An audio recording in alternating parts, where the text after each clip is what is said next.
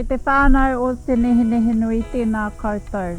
Ki o tātou whānau e noho pani ana, ki o tātou whānau e noho kore kāinga e pā ana i te Waipuke, ka tuku nā te aroha ki a koutou. Kia ora katoa.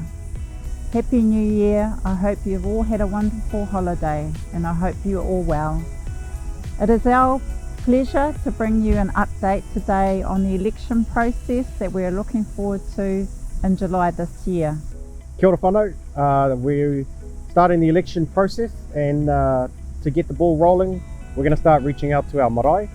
The intention is that we'll go through the marae to help with the Rōpū Whakahaere elections, which is 2 members per each marae.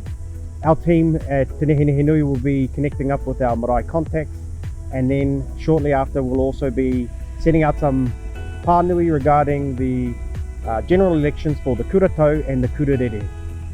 We look forward to this opportunity to work with you all, and it's going to be a very busy year for Te Nehenehe Nui. So stay tuned and we'll update our Facebook, our pānui via Te Nehenehe Nui's website, as well as King Country News. So there you have it, whānau, our update on the election process. It is going to be a busy year and we look forward to giving you our next update at our Huia Iwi on the 4th of March. Nō reira, tēnā koutou, kia ora katoa.